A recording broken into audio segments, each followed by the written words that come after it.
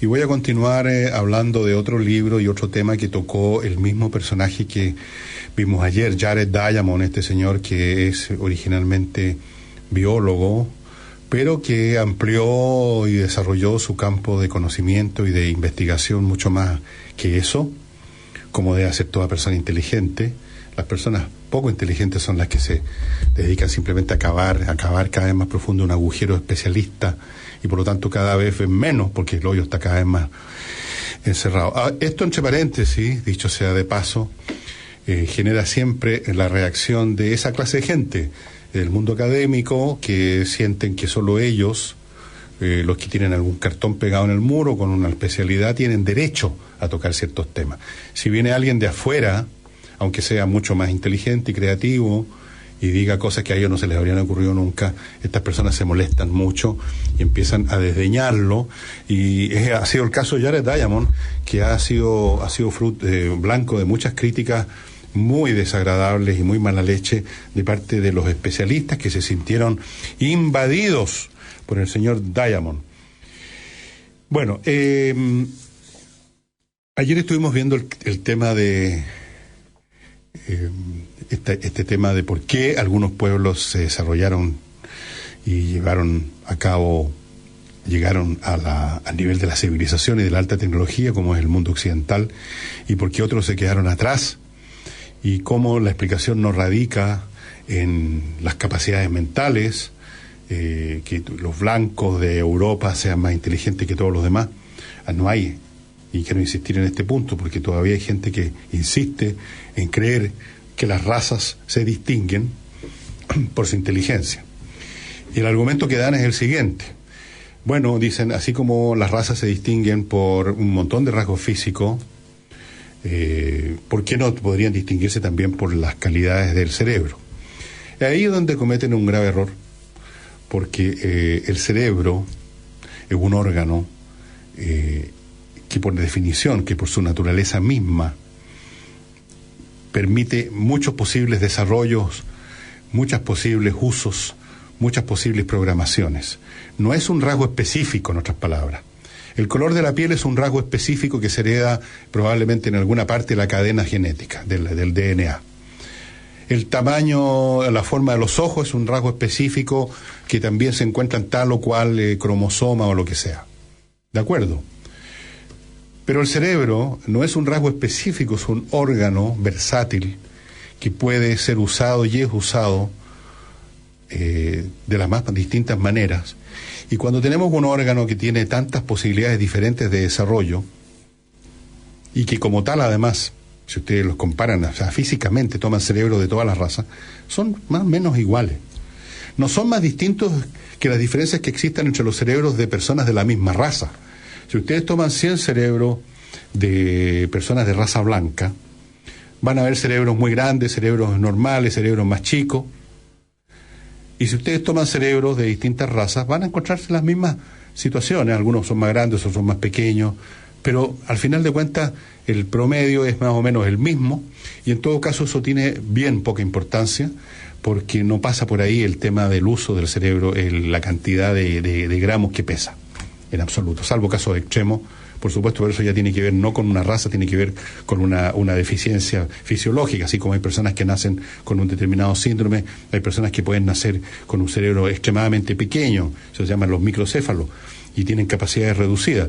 Pero eso es un problema, es una enfermedad, una deficiencia genética que puede ocurrir y ocurre en cualquier raza, así que no tiene nada que ver. En otras palabras, ya les dañan. No sé si usó estos mismos argumentos u otros, él rechaza la idea de que las diferencias de rendimiento cultural y tecnológico tengan que ver con diferencias de calidad cerebral, de calidad genética de las distintas razas. Y toda su explicación que les contaba ayer tiene que ver con las circunstancias donde se inicia un ciclo histórico, las circunstancias, el ambiente biogeográfico, climático y biológico en que se encuentran. Se encuentra un grupo con animales domesticables, se encuentra un grupo iniciando su carrera histórica en una zona donde hay irrigaciones, donde se puede desarrollar la agricultura, se encuentra un grupo en un lugar donde los movimientos de población sean posibles, por lo tanto haya muchas interacciones entre distintos grupos y por lo tanto competencia. Bueno, no voy a repetir el programa de ayer.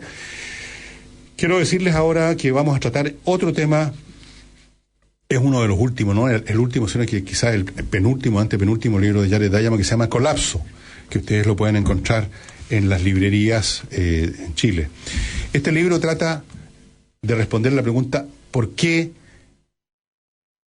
caen o se derrumban determinadas sociedades, culturas o civilizaciones completas? Una vieja pregunta que ustedes la encuentran cuando estaba de moda la filosofía de la historia, cosa que ahora no ocurre, que ha sido tratada de responder por personajes como Arnold Toynbee, Oswald Spengler y otros cuyos nombres no recuerdo en este momento.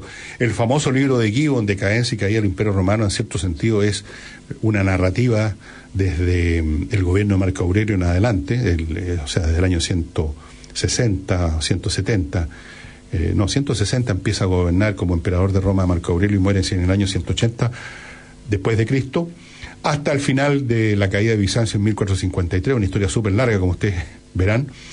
Y en cierto sentido también él trata de responder, bueno, ¿por qué decayó y cayó el Imperio Romano? O sea, esto es una pregunta, el por qué las sociedades en un momento dado dejan de crecer, se estancan y luego se derrumban, es la pregunta que se han hecho muchos filósofos de la historia y que se hizo. Y se hizo Jared Diamond a partir de la perspectiva que él tiene como en su formación como hombre preocupado de los temas biológicos, ambientales, climáticos, ecológicos, si ustedes quieren. Y el libro es súper interesante porque él examina una serie de sociedades que han sufrido un derrumbe, y la primera con la que parte es nuestra isla de Pascua. Como ustedes saben, cuando los europeos llegaron a la isla de Pascua, ya no había ninguna civilización digna de ese nombre, quedaban muy pocos nativos y restos de que había habido una civilización, que son los famosos Moai. Y entonces la pregunta es, bueno, ¿qué pasó? ¿Por qué no hay nada aquí? ¿Qué es lo que sucedió con esta civilización o esta cultura, llamémosla cultura si ustedes quieren, que logró en un momento dado desarrollar a los Moai y quizás que otras cosas más? Y la respuesta de Jared Diamond es que en su interacción con el medio ambiente, la cultura que existió en la isla de Pascua sobrepasó las capacidades de ese medio ambiente para reproducirse a sí mismo, o sea, para seguir manteniendo la flora, fauna, vegetación que es necesaria para una cultura especialmente que vive de eso. Aparentemente hubo una presión contra el medio ambiente que terminó convirtiendo la isla en lo que ustedes saben que es ahora, que es una isla con prácticamente muy poca arborización. Creo que se ha estado tratando desde hace tiempo en algunos sectores de la isla de replantar, pero el hecho es que la isla la pelaron completa, la destruyeron su cubierta vegetal, cortaron sus árboles para desarrollar su civilización, seguramente basada en la madera, y llegó un momento en que no quedó títere con cabeza, no tuvieron recursos ya para mantener esa civilización, en la misma medida además en que se iban agotando estos recursos naturales que ellos mismos estaban destruyendo. Se produjo un segundo mecanismo causal, que es la guerra entre grupos que compiten por recursos cada vez más escasos, y eso a su vez acelera el proceso de destrucción de una cultura. Entonces, la enseñanza que saca de ahí de Isla de Pascua y de otras culturas que examinan Colapso es que en nuestra interacción con el medio ambiente las culturas normalmente se disparan a los pies. Por supuesto, Jared Diamond es un hombre muy brillante y no pretendió en ningún caso generalizar la situación de Isla de Pascua con otras sociedades. Evidentemente Isla de Pascua es un caso muy puro y muy claro por una razón muy simple, porque es una isla. Eso significa que los que vivían ahí, en primer lugar, vivían en una superficie bastante limitada, como es una isla, y no tenían posibilidades de compensar ciertas pérdidas ambientales, de recursos, trayéndolas de otra parte en cantidades. No tenían capacidades de navegación, ni conocimientos de dónde ir a buscar lo que les estaba faltando. Sociedades más complejas funcionan de otra forma. las presiones ambientales. Evidentemente que en esto las causas del derrumbe se eslabonan en cascada de una forma no tan simple como es una bola de billar golpeando a otra. Las condiciones ambientales generan eso, condiciones que desatan otros mecanismos causales, que a su vez desatan otros mecanismos causales hasta que llegamos finalmente al determinado evento puntual que queremos examinar. En el caso, por ejemplo, de Isla Pascua, podemos examinar dos eslabones, por lo menos. Primero tenemos la escasez de recursos derivada de la sobreexplotación del medio ambiente y el hecho de estar en una isla, o sea, en un espacio limitado y sin posibilidad de echar del otro lado, es el primer eslabón. El segundo es la lucha, la guerra entre distintos grupos de esa isla que agrava la situación. Y así, el tercer eslabón supongo que es que se derrumba la civilización, la cultura que existía, porque la cultura, una civilización, es simplemente un encadenamiento complejo, una red compleja de interacciones entre especialistas que hacen distintas cosas, y en esa interacción entre especialistas se genera ese todo complejo que todos pueden disfrutar como parte de esa civilización, pero que es el resultado de esta colaboración, esta cooperación entre distintos agentes.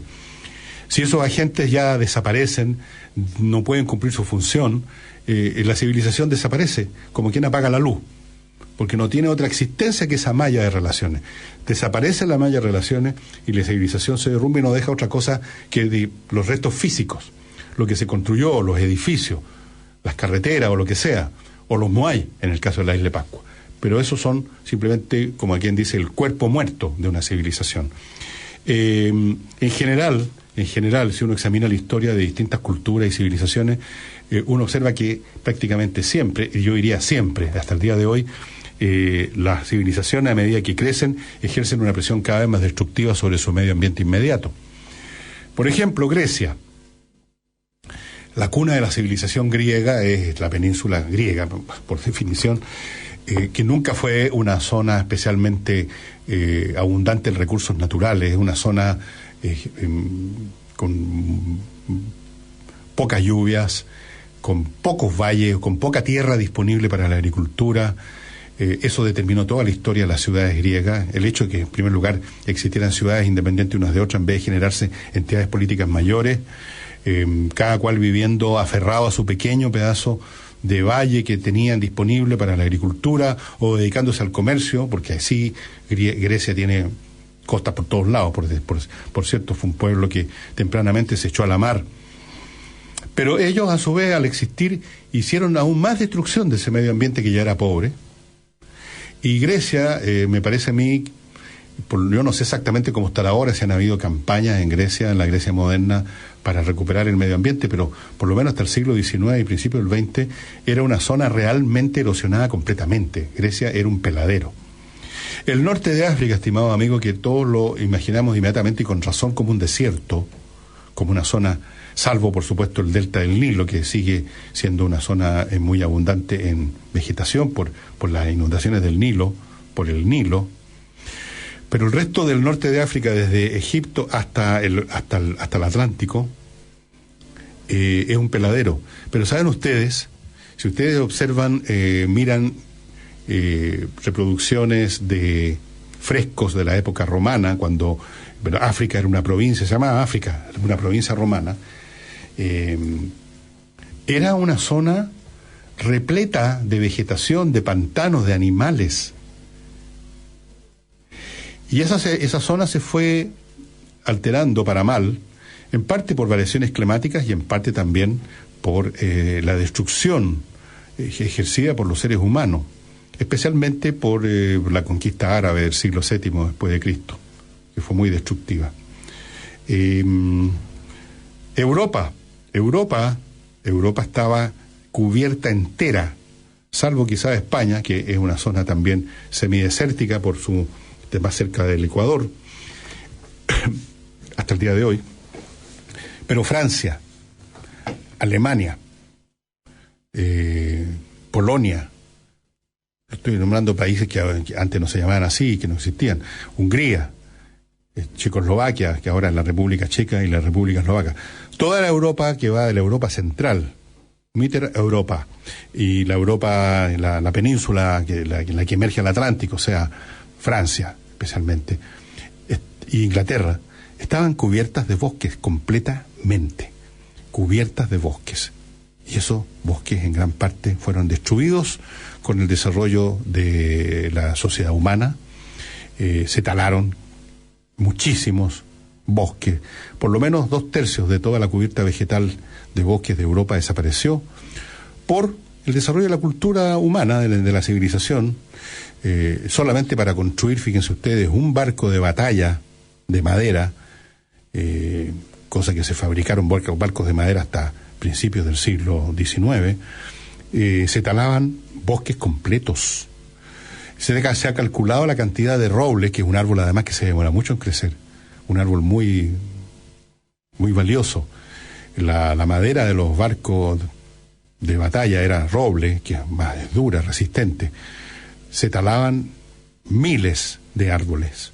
La arboladura, imagínense la pura arboladura, los palos, el mástil, todo eso, toda esa arboladura donde iban las velas, bosques completos. Entonces, evidentemente que la sola existencia de la vida humana es muy destructiva. Cuando éramos meramente unas hordas que andábamos allá dando saltos entre las matas, era muy poco el efecto que podíamos tener, éramos muy pocos, y nuestra vida consistía en recolectar frutos y cazar quizá unos cuantos animales, pero en la medida que crece la población humana, que se desarrolla su tecnología, nos fuimos haciendo cada vez más destructivos. Jared Diamond nos informa, por ejemplo, y esto es un hecho, que en América, en las Américas, la llegada del ser humano significó la extinción completa de varias especies de animales que fueron cazados sin contemplaciones.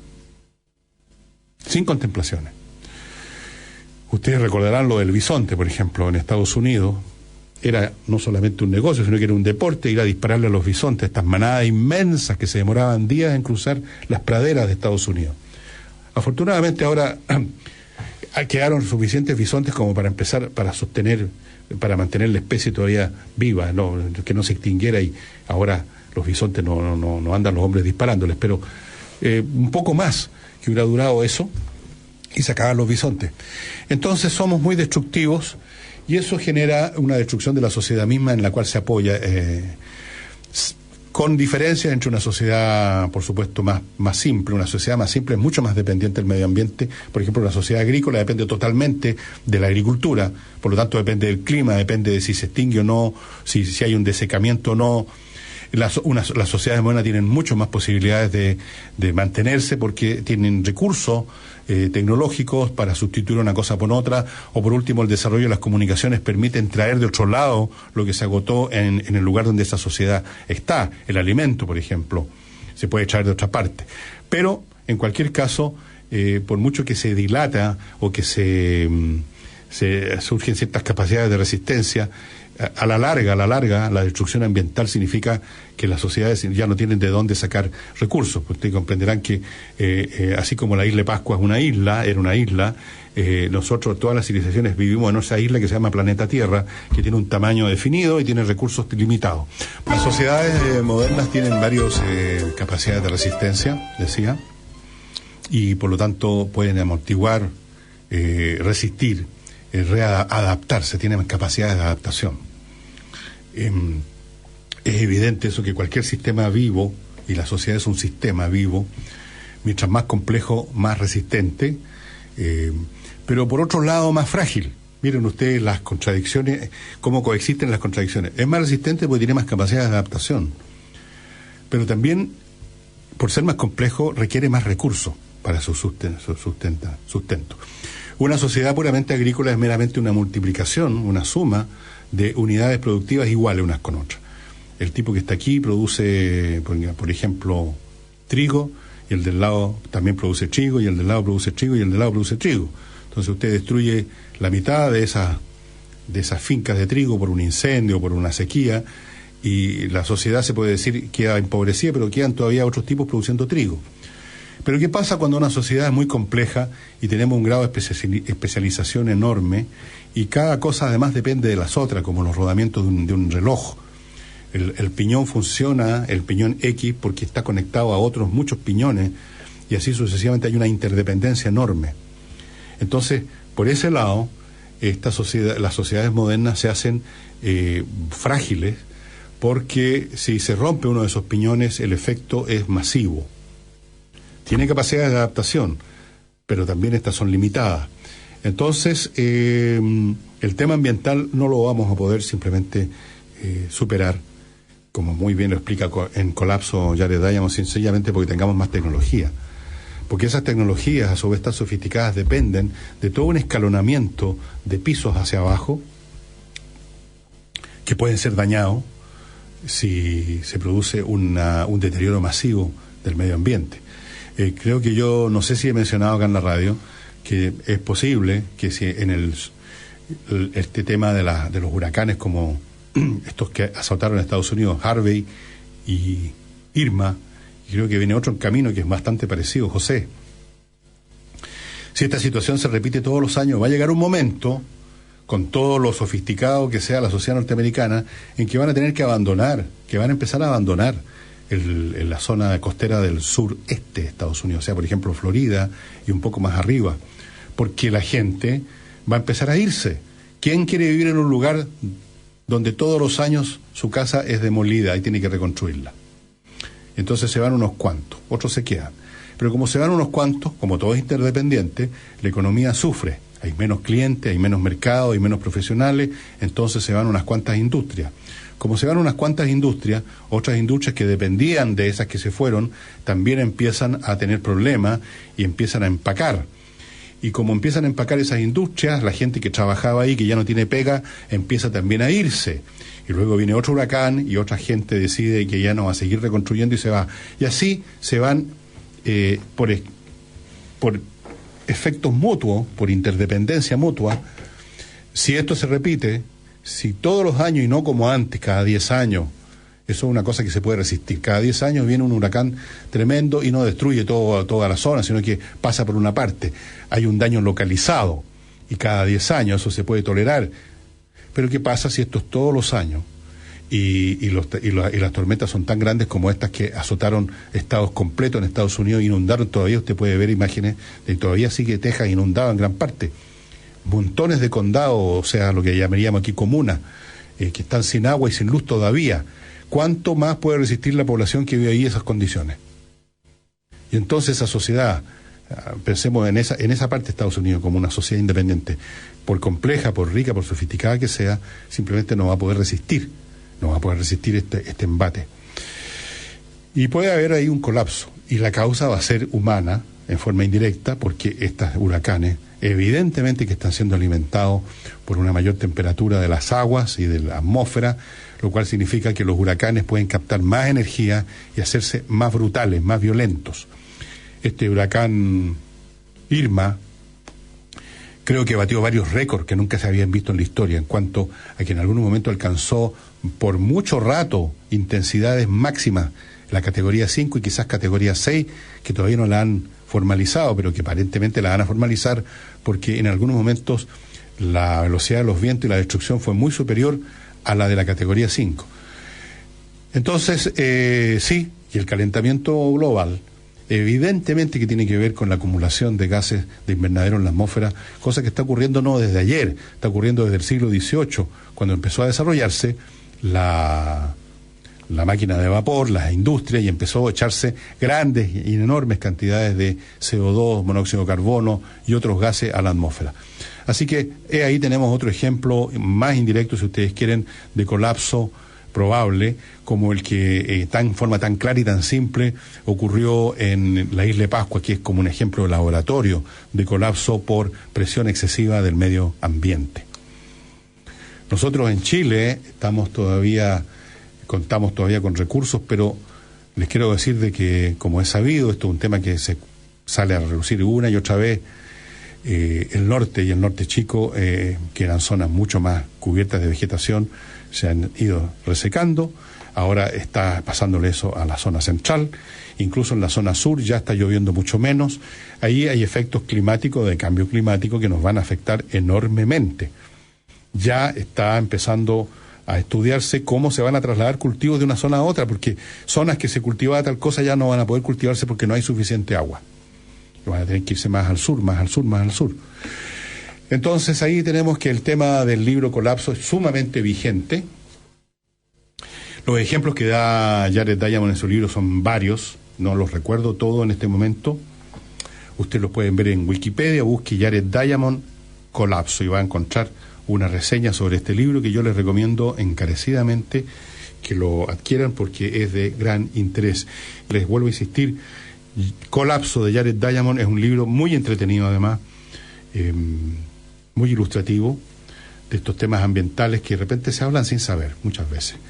Y ahí van a ver ustedes cuál es la mecánica específica en un montón de ejemplos de cómo el medio ambiente por pasos sucesivos, por eslabones intermedios, termina afectando los aspectos incluso más sofisticados de una sociedad.